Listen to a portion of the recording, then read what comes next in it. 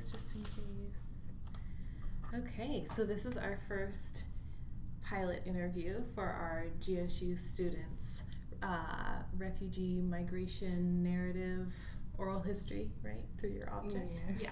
Okay, so we just want to get started, and we would love for you to tell us your full name and your home country, and maybe how long you've been here in the U.S. and how you know Dr. O'Connor, and so we can just kind of start the interview and get familiarized with being recorded. Sure. Yeah. Well, my full name is Kpor Shee.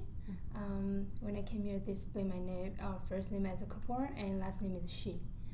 So I was born in Burma, but I grew up in a Thailand refugee camp. And I came here in 2010, almost 2011, the end of 2010. Okay. Yes. Okay. And I've been here for almost 8 years. Yeah, so 7.5. Yeah. And by here you mean in Atlanta? Yes. Okay. Yeah, it's the only place that they just placed me here. So, in American, that's what they say. But I don't know when I first came, I didn't know the name of the state. I just know that's the country. It's the United States. So, yes.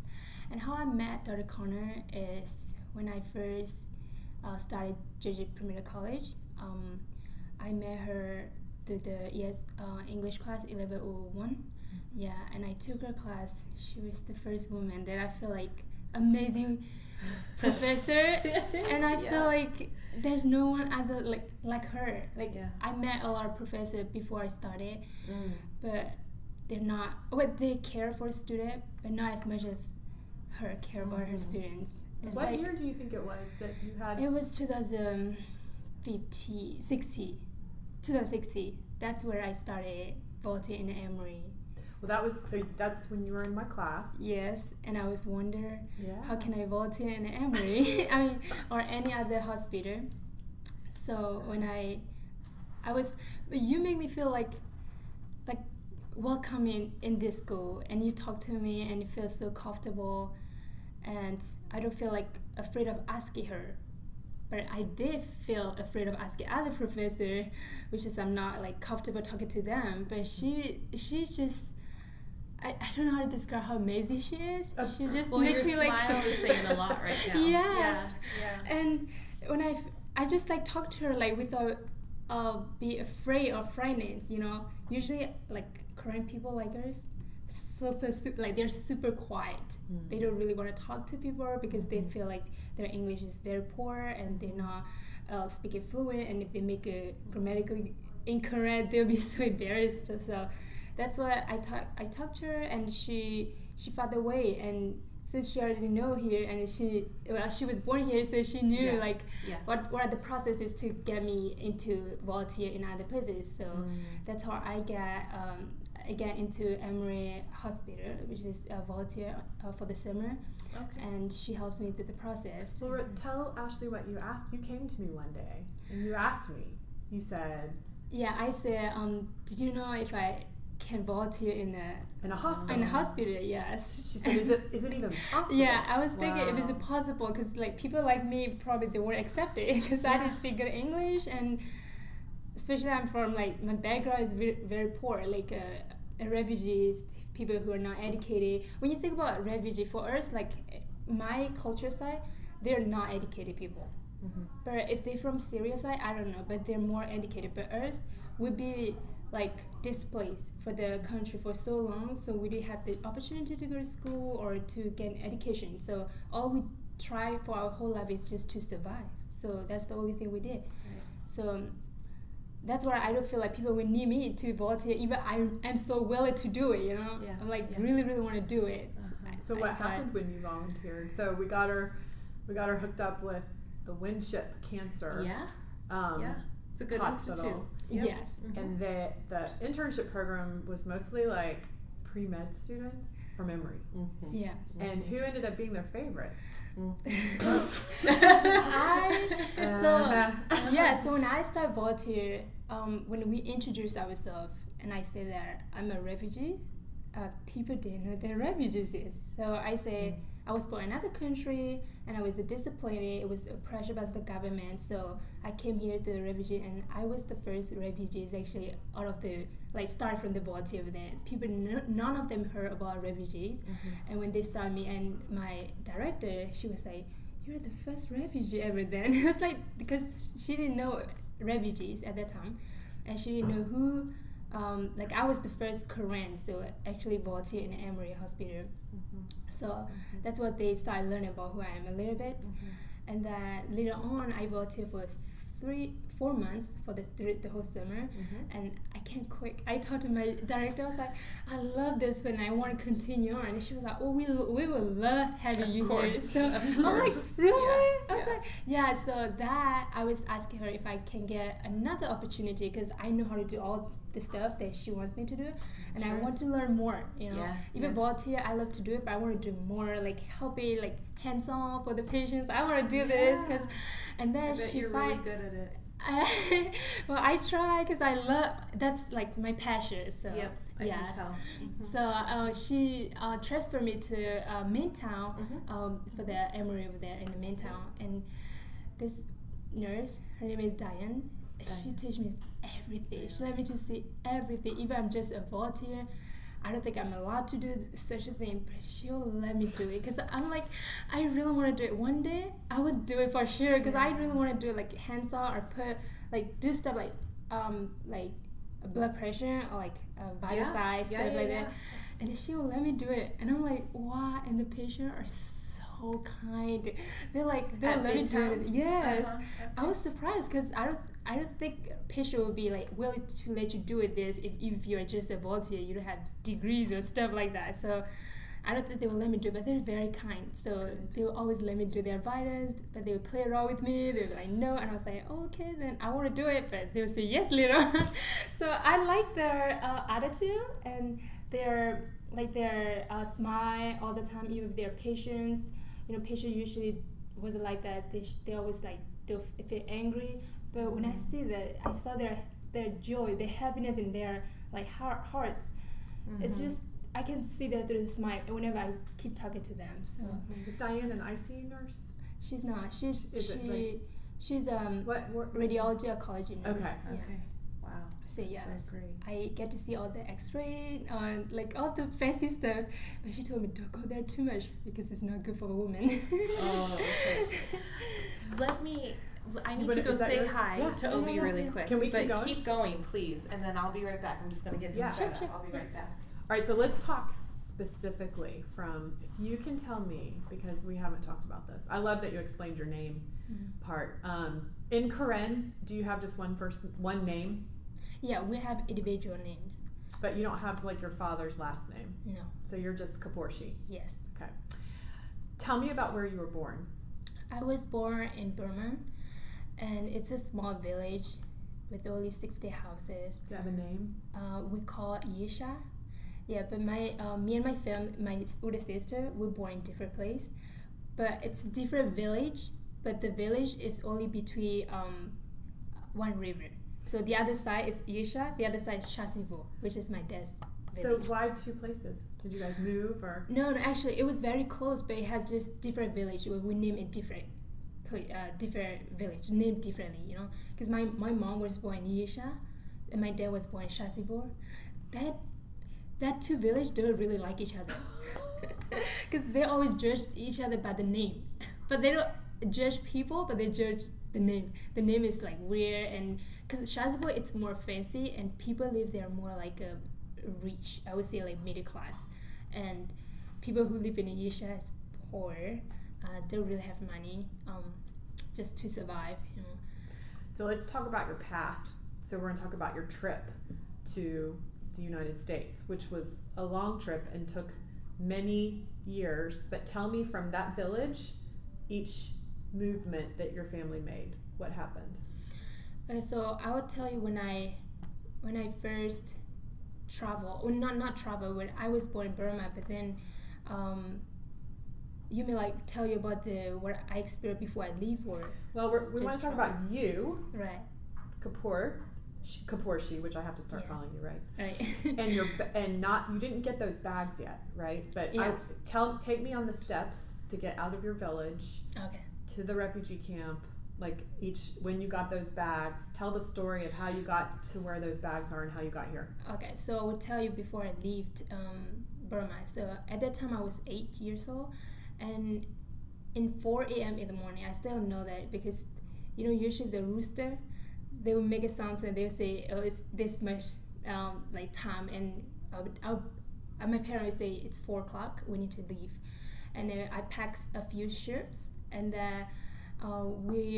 my dad's friends has the cows. Yeah. When you roll that, it's Water buffalo? Or were they it's real cows? Yes, but then it's a how you say that? It's people can ride it. The cart It's like a cart. or wagon. Wagon. I would say wagon. Yeah, it's like a wagon, and they took us to a city. It's a small city, but it's not a big city. We didn't go into the big city, but we go a small city. Then we have to stay there waiting for the bus truck. Then we get into the truck, and people started asking questions like a Burmese soldier, because there are checkpoints. So many checkpoints before we move out of the country. So they will ask where we're going, and what are we bringing. And they would just say that, but they would start searching your bag, everything. Thankfully, we didn't bring any stuff, just a few clothes, but a lot of kids, because I have a lot of siblings, so that's how we get. And then we went, and then we take the trucks. Two trucks, because we exchange trucks, a cart. Then we get into water. To travel with the boat. So when we did that, we get into the boats, and then we travel all the way down to Thailand. Down a river? Yes, because Thailand and Burma, it's the border. It's actually a river, the between river. The other side is Thailand, and the other side is Burma.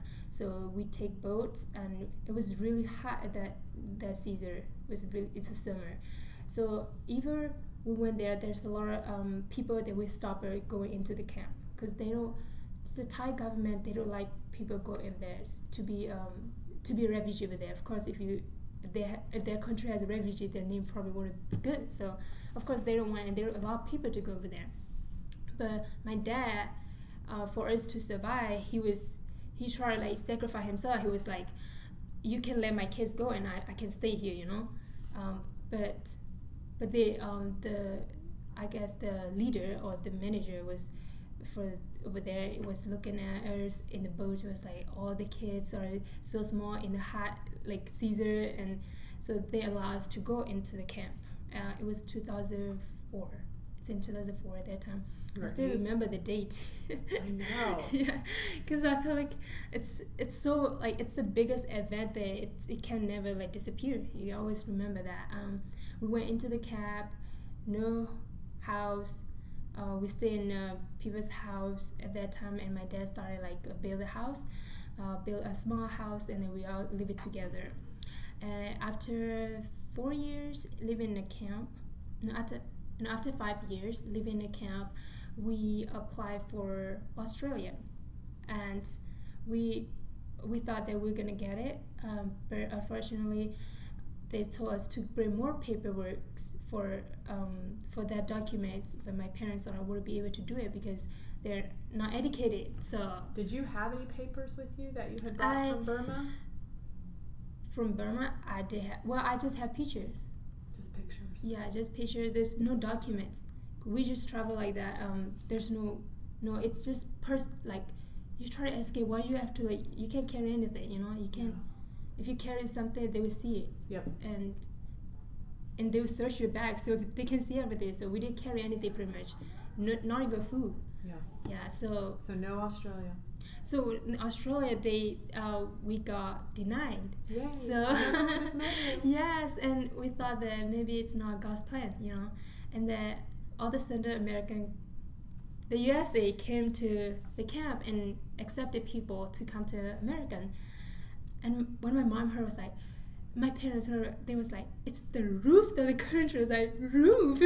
I mean, it's the root. You know root? Yep. It's like the biggest like continent, not continent, but I feel like the biggest country that, like, if it's a famous country, it's like we should go over there, and they take people very quick. You know, it's not hard.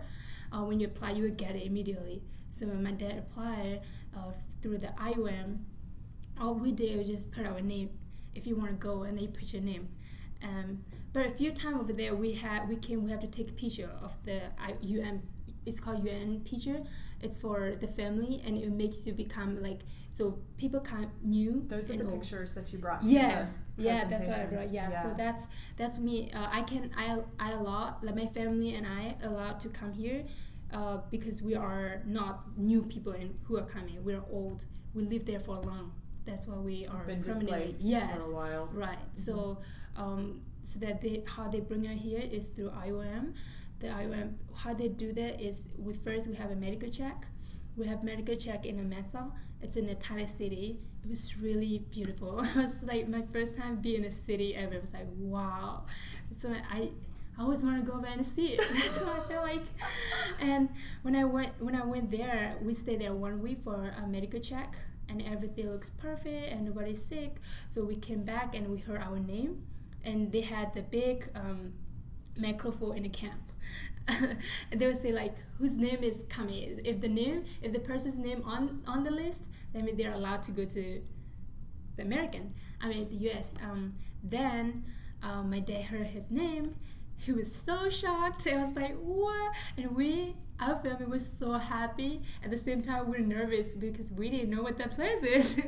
And my dad said it was heaven. So we expected it was heaven, and there would be plenty of food for us. So I was glad that we're gonna make it here. So my dad said, whenever we leave, we're gonna die anyway. So why don't we choose this path, and then we go. so even we're scared, we're gonna go. You know, because it's a better choice, a better place for us. And then.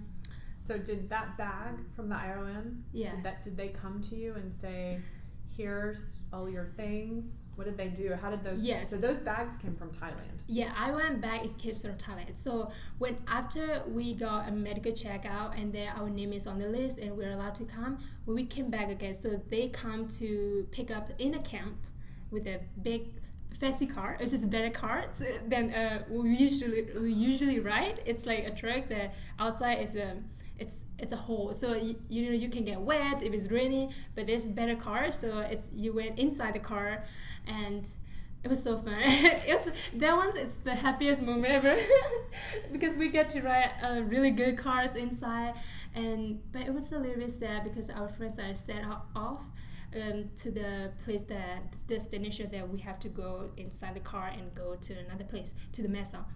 So when we are in the car, and we travel to Mesa, we stay there for 1 week. 1 week to do it's a training. It's called airplane training. It's called airplane training. Like, you know, like how do you ride the airplanes? Yeah. Because we never ride to prepare you. Yeah. So they train us how to go inside the plane, and how to sit, and how to buckle, like everything. Because we never been, so we don't know what it's gonna be like. And then, but they saw one thing, say, you wouldn't see plane. You would just go inside there, and you didn't know what that is, you know. And after 1 week, we got to eat food. We got to meet a lot of other refugees, because there's 9 camps. We get to meet all the different people. Then after the 1 day left, they took us in a Baekang, so which is in the city, a real city where you take the plane and just flew to another country. And then we went there. We stayed 1 night for the hotel, and then I love that hotel. It was so. You haven't even told me about the bags. Okay. So when we're in the place in the hotel, they start hand out the bag, because they say these are. So we had what we have.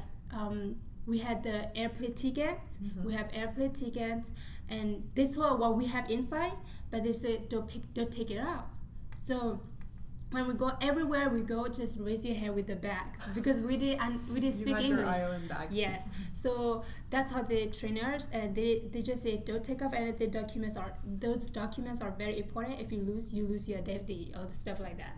So we never take it out, and we came to the plane and we raised it, and people check our ticket by opening the bag and they take out the tickets, and that's how they check it.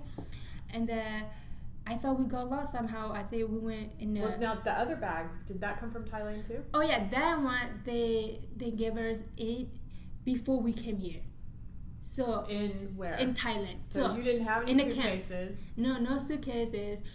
They told us these bags are for your clothes because over there you have to have a suitcase and to drink it, right? But this we don't have those, and those are expensive. So who's going to buy for us, you know? And then we have to carry those bags, and each of us. But I think we have 3 because like So big family. probably 3 of those Yeah, bags. 3 For how bags. many people? For 6 people.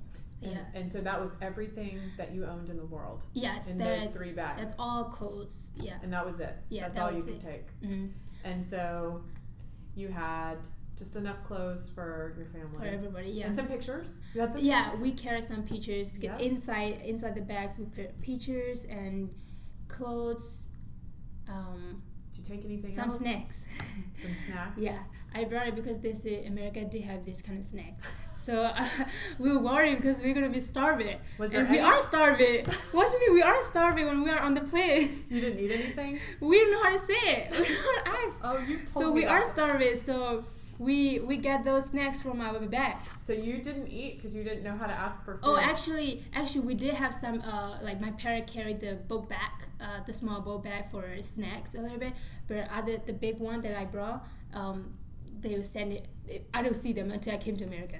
So Oh my. yeah, and then from the boat bag, we carry some snacks, no drinks because there's no juice. They don't like it. And then yeah, we were starving in the airplane, but we get to eat over there and.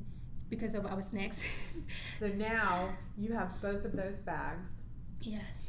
You guys own a house. Yes. You're a college student. Yes. You don't need those bags anymore, Right. but you still have them. I still have it Tell because me about that. I still have it because it's a memory. Things that when you look at it and you feel like you never forget who you are. You know, it's still that's what makes you are, and you should forget what you have been through. You know, and it's like we still keep those because there's still people that are like us, and the people there are. Like every time if it's gone for a long time, I probably forgot like what it looked like. And when people came and like working IRC and I saw people carry the same thing, Oh. and I'm like my heart was like, you're like my family. So the bags, IOM bags, that's what I can never forget because I can like I get to see it and I get to have it to keep it as a like personal or private stuff. So do the bags look any different now, or are they the same? No, they're the same. Are you kidding? How many years is that? Oh, let's see. 8 years. 8 years, Almost and they 8 haven't years. changed the bags? No. So talk about that. So you volunteer for the IRC, and you... I didn't volunteer, I worked. You work, that's right. You get Yeah. paid, which is even better. Yeah.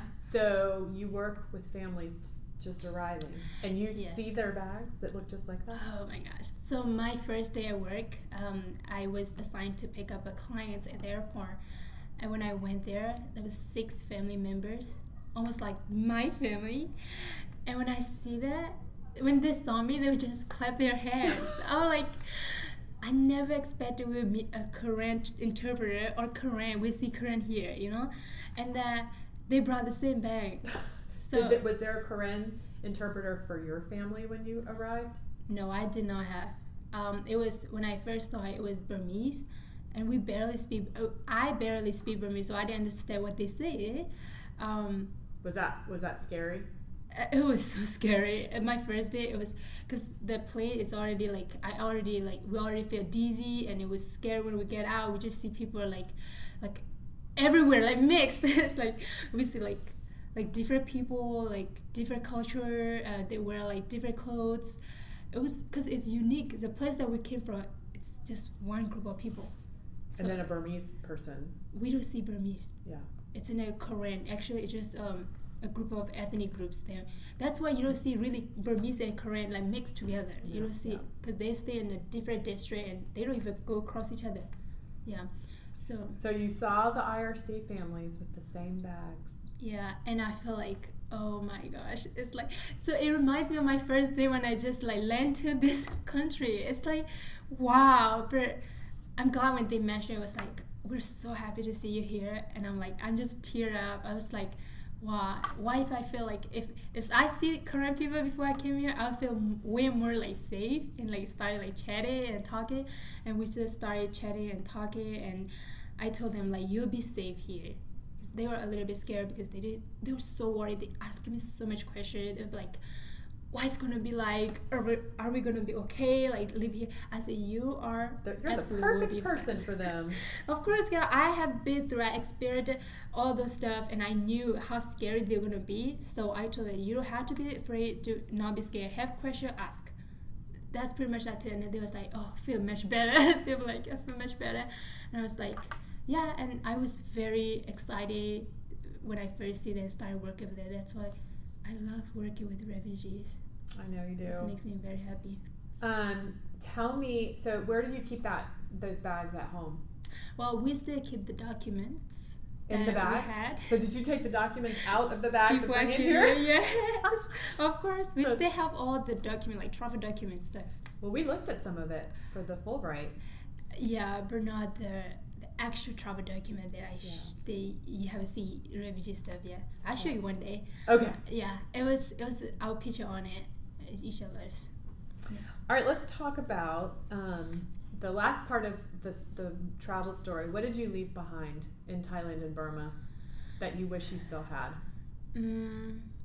Well, I left my pet, my namoja, we call her a puppy, a dog, and I left my grandma, my relatives. So many of my relatives, my friends, they are very close to me, and I have to leave them behind. There's no choice, but I was 50 at that time, but I still feel like they're very close. But when I came here, I felt more isolated from that. Didn't get to see them for 5 years. Then we started using the internet and started like talking and hear their voice. But my relatives from Burma, I left them. When we left, they didn't know. None of them know we left.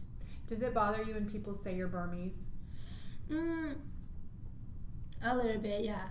You just prefer Korean? Yeah, I prefer Korean because if you say Burmese, we're not real Burmese. And if you say Burmese, we didn't speak Burmese, what would you feel like? Do you like what's the difference between being from Myanmar versus Burma? Myanmar versus Burma, they're the same. I know, but to you, does it mean the same thing? Well, it's a little bit different for me. It's when I came here, I heard more like Burmese, so I feel like I thought Burmese is more English word, and Myanmar is more like Burmese words. So yeah, Myanmar is usually Burmese, but so Myanmar it's mostly like Burmese language. Right. And if you use Burmese here, it's more like English. Yeah. Mm-hmm. So that's what I feel like. All right, so tell me about Clarkston. What are some places, because that's your new home, what are some places that you think about that are special to you in Clarkston? What places are important to you? Well, Clarkston is very important to me. And it doesn't even have to be Clarkston, it can be Atlanta, because obviously the hospital is important to you. Yeah. Well, if you say, the longer I stay, and I feel like it's more important to me, all the places that I've been through, it's important to me. But when I first come, I feel, of course, Clarkston is more important because we have all the people that like diverse people in the same place, and they're like us, like refugees like us, so we can we're not afraid of talking to them, because they're like one of us. So it feel more like comfortable living there, not scared. So I think even other places I would say like Atlanta. Well, Emory, I voted in Emory. It was okay, but I wouldn't like it the few years when I came here. I would not like it because other people are more like speaking a fluent language out of Cluster area, they speak more fluent English, so it's hard for me like just speaking like less English. It's not really. I would be like brave enough to communicate to them. I would be more quiet if I like spend time with them. But if I live in cluster and see a stranger, I would talk to them more often than living outside of the cluster. Tell me about your experience at what used to be Georgia Perimeter, but is now Georgia State, because you were there before and after the consolidation. Did you ever think you'd go to college? Do I ever think I go to college? When you were living in Thailand?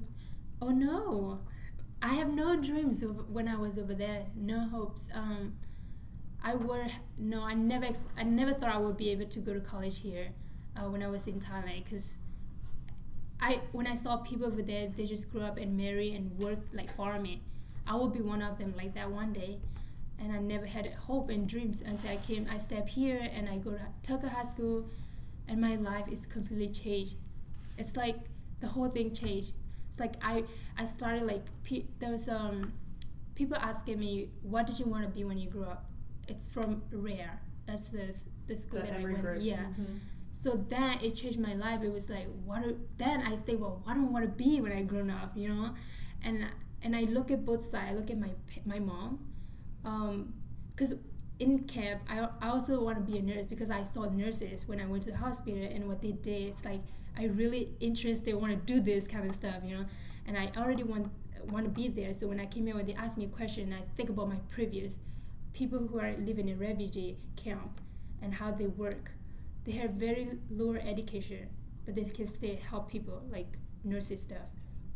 And then I said I want to be a nurse because my mom is a nurse, and I mean she used to be a nurse, and then she also, and in the camp, the nurses over there are also inspiring me to be a nurse because there's so many nurses that we need, and there's so many patients, but there's very few nurses.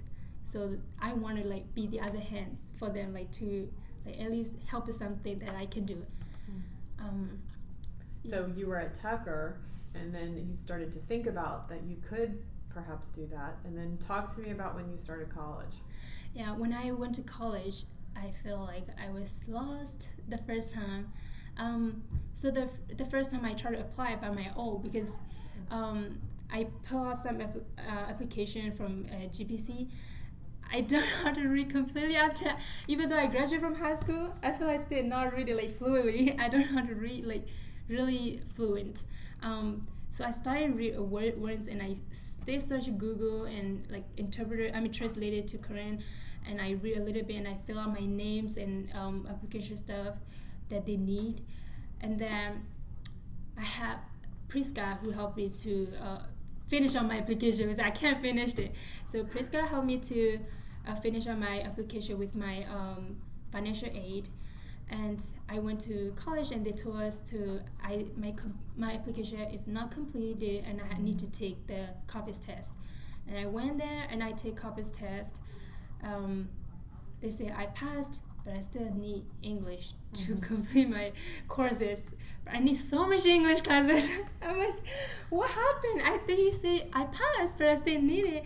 It was like they have the estimate, the average like 92. If you get 92, then you are accepted, exempted. You have to take an English class. But I still have to take, I took 5 English class and I feel like I wasted all my time. I didn't get to take college courses, and people say you are in college, and you were going through the ESL program and not getting anywhere. Yeah. And I didn't feel like I was in college the first semester. Yeah. Because I feel like I was still in like English class at some kind of high school. I feel like that because they're teaching me the same thing, And then you finally got in my class. Yeah, I finally got out of the ESL class, and then I got your class at first, and I feel relief after I finished with the ESL class. It's like, oh, finally I am in college. I consider myself a college student after I finished my English courses. And so, it's interesting because you did with the Rhea kids what Mina's doing now.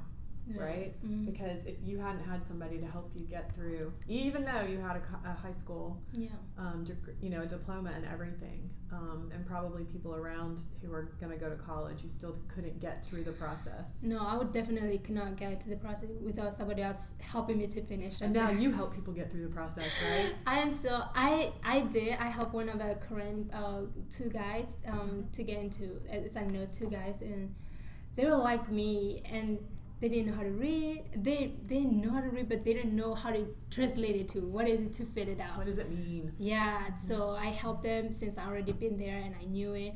I told my experience.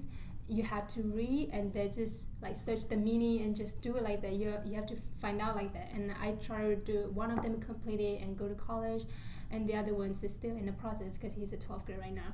Now you like school. I You love schools. So you do love Georgia State. You love being a student here, even though I think you're leaving us to go to nursing school, but that's fine. Yeah, I love so it's been good overall, right? Yes. All right, now here's back to the final questions, the hard part. So I want you to talk about what your hopes are for you, for your family. I know what your dream is right now. You want to go back to Thailand and you want me to go with you. That's not going to happen right now. Of course, but do you ever want to go back to your village? What are your hopes for Burma, for your homeland? What do you think?